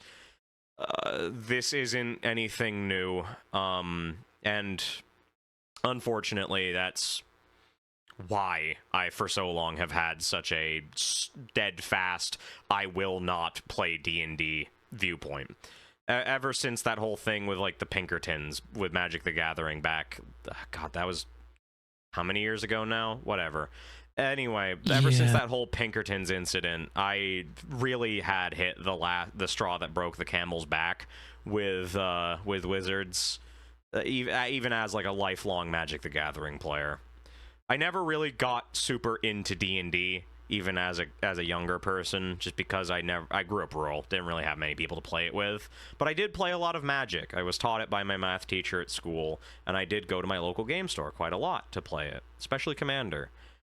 Unfortunately, with the noticeable downward trend in quality of anything Wizards of the Coast really puts out in the last few years, the chronic multimedia obsession of large companies like Hasbro that own Wizards in recent years, and the fact that, quite frankly, actual honest-to-God, genuinely brave attempts at creativity and just deciding to go, I'm going to make a thing. The fact that that is becoming less and less common as time goes on, and those becoming more successful as well are less and less common as time goes on due to the stranglehold on IP that companies exert. It makes me sad, and it does make me fear for the future of things like tabletop role-playing games, because I like them. I only within the past few years got into tabletop RPGs, mostly because of you, Mart, and the others in the group, even though I'd been toying with it for years. and I do quite love them. The problem is that there really haven't been many good modern tabletop role-playing games published in recent memory, because everybody just either plays D&D or plays an older version of a tabletop role-playing game that's been around since the 80s. I mean, shit. And then the worst part is you look at it and the situation, and you start to think, now why is that? Is it just a bunch of old nerds being grognards about how the version they grew up playing is better, or is the newer versions of these tabletop role-playing games actually of worse quality? And then I dive into it and I look at the systems and I look at the way that these older games play, and I'm like, yeah, no, they're not being grognards. Some of these newer versions of older tabletop games are actually dog shit. But then at the same time, I also see it from a different angle, because a lot of these older tabletop games are extremely number crunchy, and I'll fully admit, I've been talking with you and Tech and the others about this quite a few times, that I don't really much care for highly number crunchy tabletop role playing. Yeah. I prefer it more freeform. That's what draws me to games like Vampire so much, is because it's very interpretive, free-flowing, social. And quite frankly, I'm a bisexual theater kid. Let's be real. We both know this. There's reasons other than the fact that it's free-flowing and less crunchy. I don't like doing math. I'm also a gigantic... I'm going to censor that in the actual final cut, but there's going to be a big bleep over that. But yeah, no, it's... like, there are reasons why I have my preferences with certain types of tabletop. That's why I want to do that Legend of the Five Rings campaign with you and Tech so much. Yeah. God, I want to do that Legend of the Five Rings campaign so fucking bad. I'm kind of chomping at the bit about that one, I'm not gonna lie. But yeah, it's just... under certain circumstances, big number can be really funny. Big number can be really funny. And the thing is it's one of those things where it's like, I recognize the appeal of these older, highly number crunchy systems, even if it's not for me. Like, I love Shadowrun's lore and setting. I think the idea of actually playing Shadowrun would make me wretch because of the amount of math that I would have to do and how much it bogs down actually RPing. Because I'm a role player, not a math nerd. But I do also appreciate how much systems like Shadowrun use the mechanics to enhance RP. If I could stomach more crunch, I think I would really like playing Shadowrun. Because the crunch leads into... the setting leans into the crunch, and the crunch leans into the setting. It's really neat. But it's just not for me. Yeah. So I will say that you do have some experience with a lot of systems so far. And unfortunately, due to Tech and I's influence, a lot of the systems are weird. Consequently, both weird and heavily number focused. Yeah. But I wanted to touch upon something you said earlier about fearing for the future of RPGs and how they are. And I will say that there are some RPGs and IPs that are more freeform, and I feel fairly innovative in the way that people are applying those RPGs.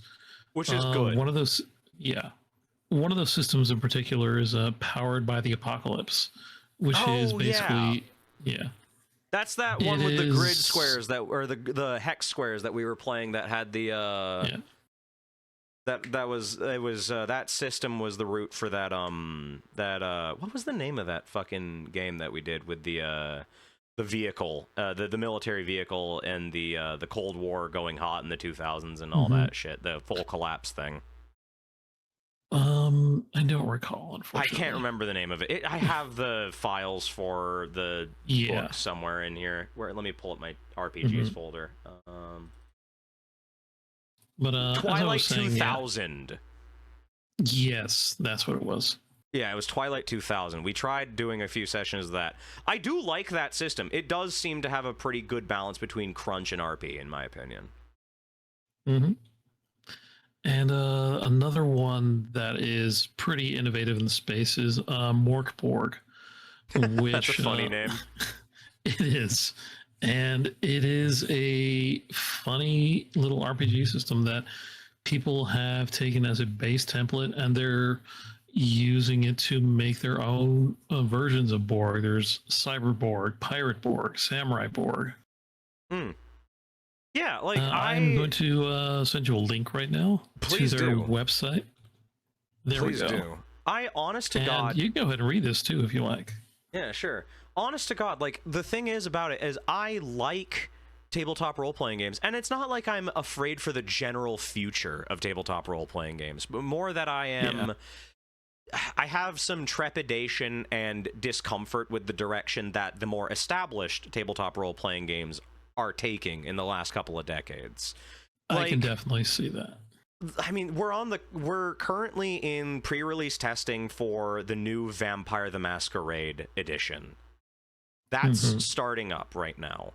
The playtesting rules are getting put out, and the stated goals of the new edition are coming out. I just remembered our playtest session of RuneQuest. Oh God, no, I did not like RuneQuest at all. I'm sorry to any RuneQuest players that see this video. I don't like RuneQuest. I really don't. The lore is really, really intriguing. The lore of Glorantha is really neat. I fucking hate how that game plays. Specifically for those at home, we have, as a group, played only the newest playtest release of the RuneQuest system, which the playtest release was very, very ill formatted, in my opinion. It was formatted bad enough it gave me a headache at one point, actually. Like, I remember sitting there in the session before the session, trying to read the fucking playtest book and going, like, I could feel a migraine coming up in my eyes as I tried to, like, it's just, ugh. A doom metal album of a game, a spiked flail to the face. You know what? I fuck with this branding. This is great. It is. This is fantastic. This is some shit I could get into. I can absolutely see that. Complete game in the OSR genre that can be played as is or picked apart for use in your own homebrew. Rules are easily made compatible with most editions of the world's largest role-playing game. Within the book you'll find a brief look at the okay, yeah, no, this is some shit that I'm actually quite interested in. Like, this is some shit that I would like to work with tech on doing some shit with. I would be super down to work with you and tech on like some kind of like homebrew thing to play in for this. Like, this is what I'm down for. If you scroll a bit further down, they have some like resources. Specifically, there's one called Scumbirther Dungeon, and the monster approaches, which are all like generators for specific things. All of these are named like death metal albums, and I'm so fucking here for it, honestly. Like black powder weapons for the rich, and black powder weapons for the rich and foolhardy. The death ziggurat, bloat, graves left wanting, the goblin grinder, sepulcher of the swamp witch. All of these sound like fucking death metal albums. These are great. The Tenebrous Reliquary. Fucking fantastic. Unheroic feats. Eat, pray, kill. Like, this is fantastic. A great system. And like I said, the coolest thing about it, in my opinion, is that so many different people and companies are making their own spin-offs of this. Like I mentioned, there's Cyberpunk Borg. I've Yeah. seen Pirate Borg, Samurai Borg. Hold on, let's see this. And This license allows really anyone to interesting. make stuff for Morkborg and either publish it for free or sell it without us taking a cut. Adventures, hacks, modules, anything goes. Few basic rules. If you adhere to these terms, you are allowed to publish free or commercial-based material based upon and or declaring compatibility with Morkborg without express permission from either Occult, Ortmastar Games, Stockholm Cartel, or Friga Ligan AB. 2. Art and text from our books may not be reused or translated unless you have our explicit permission. This does not include The Prophecy, Morkborg, page 17, which you may recite in its entirety. You can also use the names of creatures, locations, and entities of the game world. The mechanics and game rules of Morkborg may be reused and referenced freely. Your product cannot use the Stockholm Cartel, Occult Ortmaster Games, Free League Workshop, the Black Metal Morkborg logo, or the regular Morkborg logo unless you have our explicit permission. You are allowed and encouraged, but not required, to use the Morkborg compatibility logo. Interesting. You're not allowed to give the impression this is an official Morkborg product or that we endorse or sponsor you in any way unless we've made special agreements with you, or arrangements. This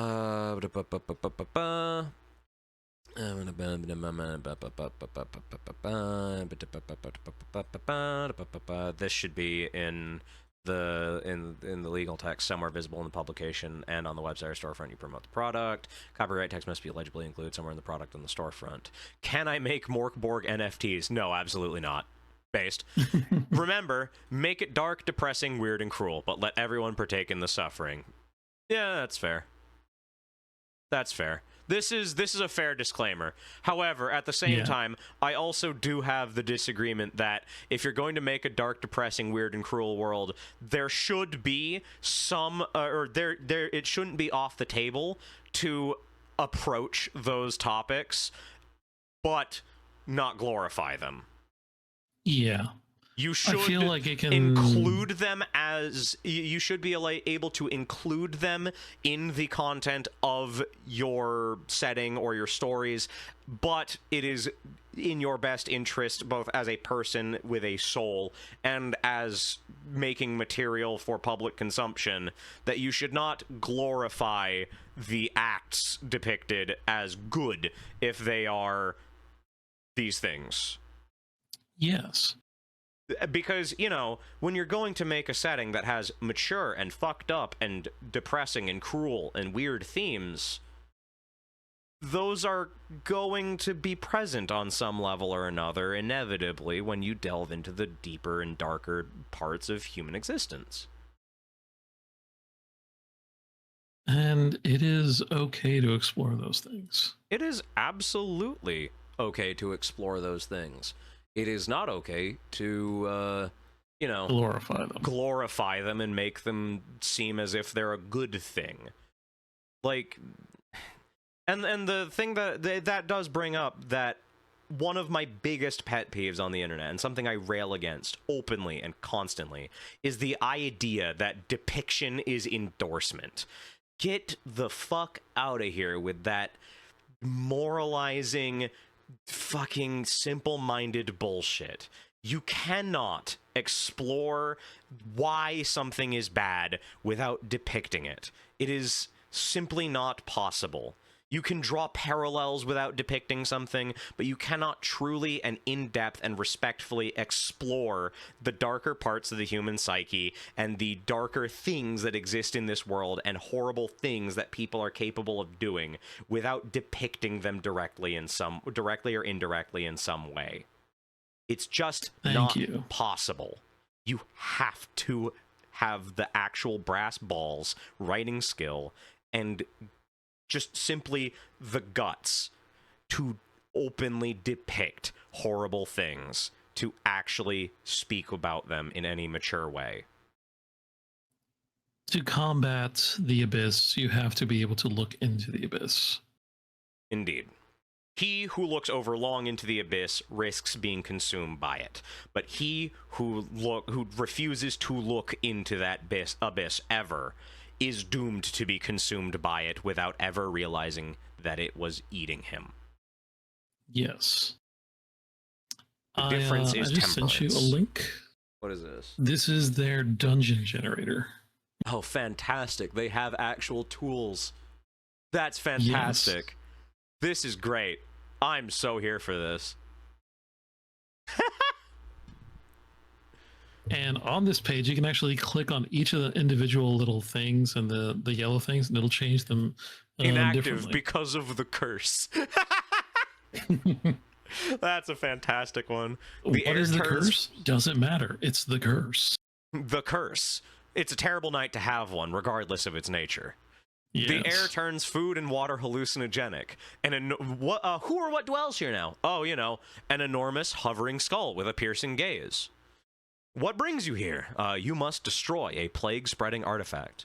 The entrance, a door that appears from thin air when the cursed dagger kills a murderer. Ha! That's neat. It's guarded by inquisitors, possibly corrupt. We're going to have to re-roll that one. There you go. Because why would there be inquisitors that also appear with the door? No, that makes no sense. A pair of zombies on long leashes, however. Adequate. And the distinctive feature is ensnaring intelligent plants. Are we talking like crafty and cunning, or feed me, Seymour? I would say crafty and cunning, given the setting. And then you've got a monster generator, too. Fuck yeah, dude. Yes. That's all of this is getting bookmarked. Fantastic. Also, Cyborg. I love that. There's Morkborg and Cyborg. That's fantastic. Yeah. Just like Cyborg is a distorted mirror image of Morkborg, this is a slightly modified version of the third-party license. It's essentially the same deal. Legally, it's the same. We've changed the name and logo and removed Verhu's prophecy and instead added the megacorps and cults. Cosmetics, mostly. Yeah. Neat. Fantastic. Yeah, I am definitely bookmarking that. That is a fantastic thing to use. Yeah, and it's just a fantastic up-and-coming system, in my opinion, that yeah, it really, to me, it represents the future of what role-playing games are going to be like, because right now the current climate of role-playing games is in some ways very much paralleling what is going on in traditional video games, where the AAA companies are stagnating and fumbling and not really sure what to do, and they're just repeating the same mistakes. Yeah. And being beholden to the shareholders who just want to see big number go up with no regard for the cost in terms of player retention and the historic nature of the game. Just the artistry. There's the thing is like, here's the thing. I am in no way, shape, or I do my best to avoid conversations of anything like political on my channel or just in like public forum, as it were. But this is about as apolitical of a statement as I can make while still speaking on this topic. My core belief when it comes to any sort of economic politics is this: I am in no way, shape, or form some kind of eat the rich communist or whatever. I am at the same time also no corporate bootlicker. I firmly believe that it is the right and job of a company to make money. That's what the existence of a company is for. A company is there to market a product or a service or both and make money off of it. But at the same time, the problem arises when a company is making bad product and expecting people to still buy it. And the problem is when people do still buy it. The problem that I have... The argument is always like, vote with your wallet. Yeah, exactly. But the problem is that you only have one wallet. You only have one wallet, and there are a lot more wallets than you. But at the same time, here's the thing. The core crux of my issue is that the system takes a little bit too long to take its course, and that's not necessarily a bad thing. If companies were going under overnight for just like one bad release, that's also equally as destructive to the economy as it is if companies just stagnate. Eventually, these AAA IP holders will get hit with the consequences of their stagnation. This is a natural course of the market. We're seeing it in AAA gaming for video games already. Companies like Ubisoft are getting absolutely fucking dicked over by the amount that they are by the amount that they've stagnated and the poor quality of their releases over the years. It just takes a bit longer than most people like.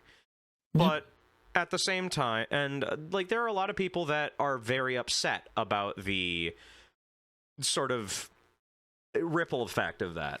Companies like id Software getting like over 150 of their employees laid off is, in terms of id Software, a tragedy. A lot of those developers are extremely long-time employees of id Software, a known, very competent games development studio. And I don't blame people for being sad about that. But at the same time, remember this. A company is not a name. A company is made up of the people that work for it. And if a company is willing to gut itself, or the people or the company that owns a company is willing to gut that company of all of the talent, let those talent loose back out into the field, and let them be scooped up by other people, by other companies that will value their talents more, let them. The developers at id Software didn't die because they got laid off from id Software. These experts on engines like id Tech, these veteran developers, artists, and writers who have made games that you like, they don't disappear just because they no longer work at id Software, or just because they no longer work at Bungie, or just because they no longer work at whatever your favorite studio is that has gone through layoffs. They disappear if they can't get another job and make a game or if they can't feed themselves. They disappear when they die and their talents die with them. But these developers aren't dead. They're moving on from the job that they got laid off from, and they are going to get a different job at a different game studio and use their talents there. Whether that studio is AAA, AA, or indie, it doesn't matter. They're going and they're making more games. And the truth is that they're probably going to go to a smaller company that has more creative freedom. And that means that they're going to be able to make better games more comfortably for maybe a little bit less pay. But they'll still be making things. And that's the whole point of artistry. You are making something you care about. Doesn't matter where you do it. Said. With that said, though, how this reflects on tabletop is that, yeah, as you said, the larger tabletop IP holders are stagnating. Companies like Wizards, White Wolf with, it's not White Wolf anymore. It's now, or is White Wolf just owned by Paradox now? I don't remember. Something like that. I don't remember the exact details on it. Whoever the hell is in charge of World of Darkness. All of these systems are kind of stagnating. The gap between major releases within an edition is getting longer, and the releases are of lesser quality than they might have been before, or at least lesser depth. Changes are being made that longtime players don't like in favor of, I don't know, some bullshit or another, some excuse. Forsworn. Yeah. But like it's just this it's an uncomfortable time for people who are used to the larger stuff. But that doesn't mean that the medium is dead. I mean, shit. Like people will moan and groan and be dismayed about the state of AAA gaming, and then but then you look at them and you go, have you seen the shit that's going on in the AA and indie space? Some of the fucking best games of our generation are coming out right now. And they'll be like, yeah, but gaming is dying. And it's like, all right, you fucking ball and gun loser. Go cry me a river in the corner while I go play Death Stranding 2. Fuck you. Or like while I fucking open up the 30th anniversary like map pack from Machine Games for Quake 1, because that shit fucks. I'm not gonna lie, have you played the 30th anniversary pack? That shit's great. Not yet, unfortunately. It's fantastic. Go play it. But anyway, like it's just we're gonna get new shit. Eventually the tide will turn. This is unfortunately interesting times. Constantly changing. Yeah. There's an old saying that I'm quite fond of referencing, which is, there is an ancient Chinese curse that has been placed upon our generation. May you live in interesting times. And unfortunately, in many ways, we live in interesting times, even outside of grand-scale politics shit. There's a lot of cultural shift going on, both in terms of like markets, demographics, people, politics, the world, and attitudes. It's interesting times, for better and for worse. But that doesn't mean give up hope. If anything, the fact that change is happening means to hope harder. Be more active. Go do things. Make shit that you want to see. Be the change you want to be or that you want to see in the world, because it does have an effect.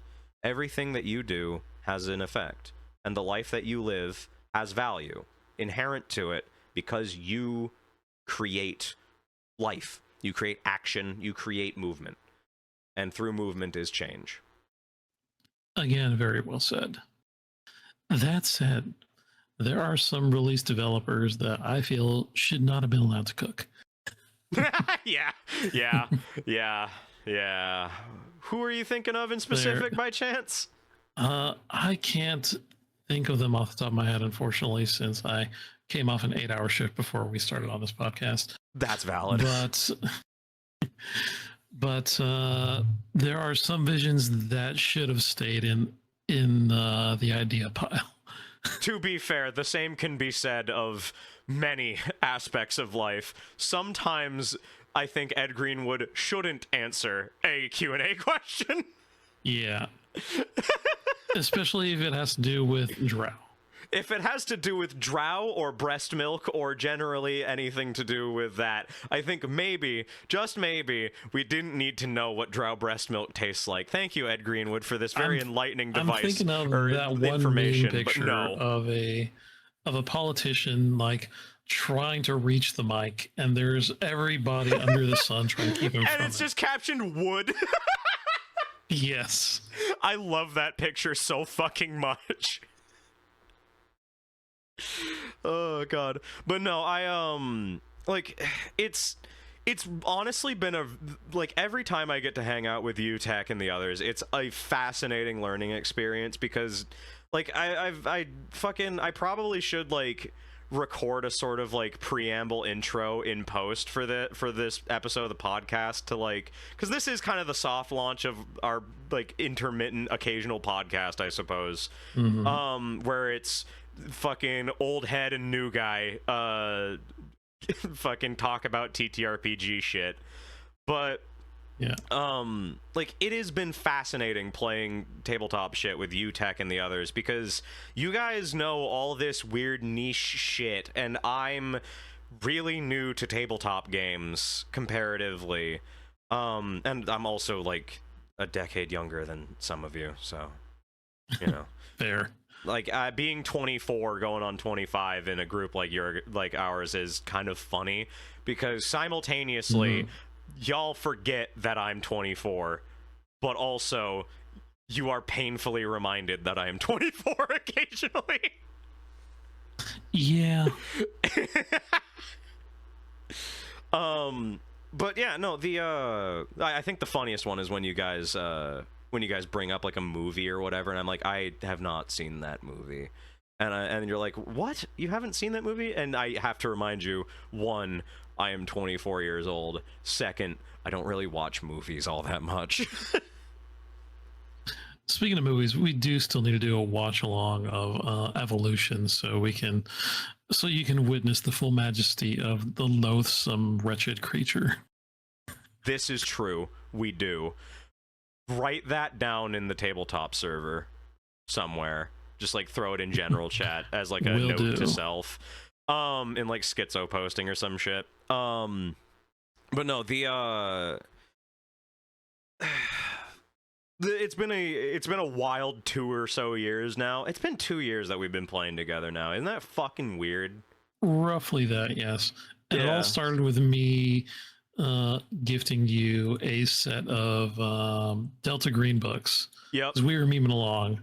And I still have yet to use the Call of Cthulhu books you gifted as well. Yeah. But they'll get used eventually. Probably, yeah. And just for context, viewers, there was one meme in particular that resonated so strongly that it just immediately hooked him in. Was it the intro crawl text thing that you sent?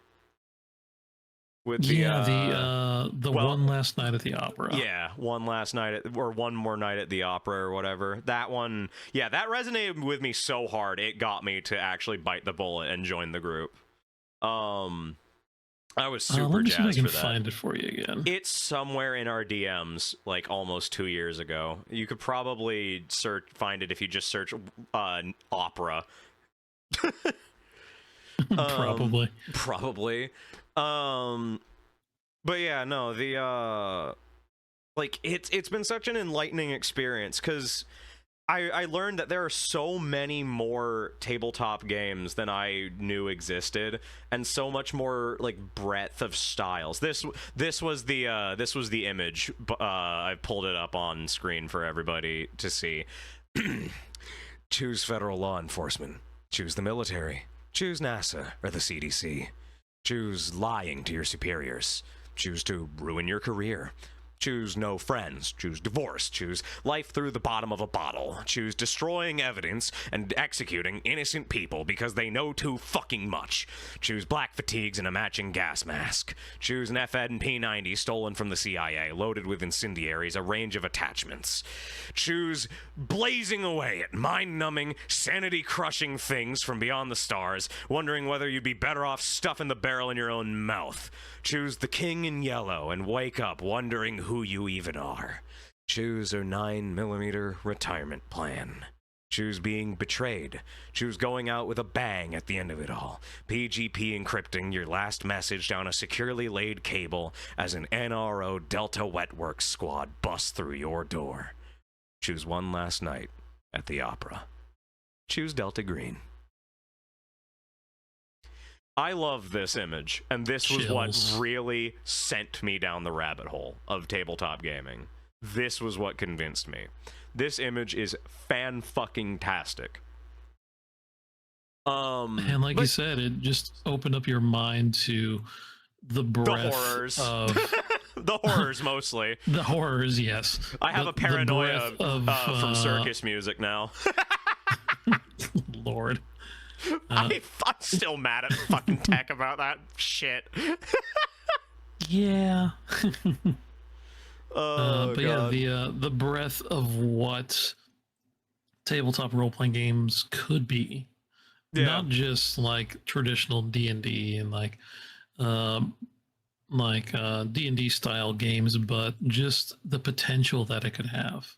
Yeah. And the potential that different systems could have. And let me fucking tell you, this shit way better than getting paid to be an ERP gigolo in Final Fantasy XIV. Now, if you could get paid to be an ERP Delta Green operative, now we're getting somewhere. I would still not do it. No, I'm not going back to Balmung. Fuck that.